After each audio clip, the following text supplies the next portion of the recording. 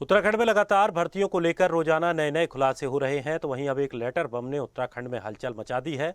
मामला चर्चाओं में रहने वाली कैबिनेट मंत्री रेखा आर्या के लेटर बम का है, जहां उन्होंने एक लेटर में अपने विभाग को लिखा है जिसमें 4 लोगों की नियुक्ति करने की बात कही गई। इस पर अब राजनीति शुरू हो चुकी है। एक और बीजेपी नेता रेखा आर्या का बचाव करते नजर आ रहे हैं। मीडिया प्रभारी मनवीर सिंह चौहान ने कहा कि रेखा आर्या ओर से अगर कोई पत्र नियुक्ति के लिए जारी किया है तो ये गलत है, और यदि किसी की कोई समस्या का निराकरण को लेकर पत्र लिखा है तो उनका कर्तव्य है। कांग्रेस की प्रवक्ता गरिमा दसोनी ने सरकार पर निशाना साधते हुए कहा कि नियुक्ति को लेकर लगातार उत्तराखंड में जांच हो रही है। वहीं दूसरी ओर बीजेपी की कैबिनेट मंत्री पत्र लिखकर 4 लोगों को नियुक्ति करने की बात कही है। इससे साफ होता है कि बीजेपी कहीं ना कहीं इस भ्रष्टाचार में डूबी है। देहरादून से अवनीश गुप्ता की रिपोर्ट।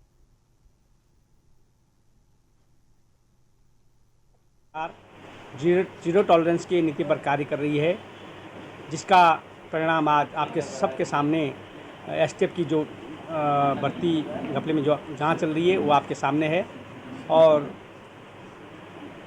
रेखा आर्या जी ने जो पत्र की जो वायरल की बात कर रहे हैं, उस पत्र में एक सार्वजनिक जीवन में राजनीतिक जीवन जो भी व्यक्ति होता है उसके सामने कोई अगर कोई समस्या को लेकर के आते हैं, उसको लेकर के उस संदर्भ में वो पत्र गया होगा।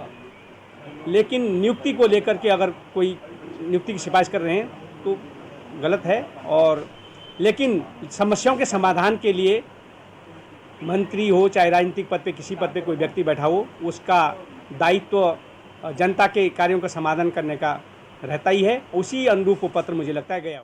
उत्तराखंड में भाजपा राज के दौरान हुई तमाम भर्तियों और नियुक्तियों का जिन बोतल से बाहर निकल चुका है, पिटारा खुलते चला जा रहा है, परत दर परत उधरती चली जा रही है। और इसी क्रम में रेखा आर्या, जो कि महिला सशक्तिकरण एवं बाल विकास मंत्री भी हैं और तमाम दूसरे विभाग उनके पास हैं, उनका एक सिफारिशी पत्र भी सोशल मीडिया पर बहुत वायरल हो रहा है, जिसमें वो सचिव को पत्र लिख रही हैं पशुपालन और मत्स्य विभाग के, जिसमें 4 उत्तरकाशी के युवाओं को नौकरी देने के लिए वो सिफारिशी पत्र लिख रही हैं।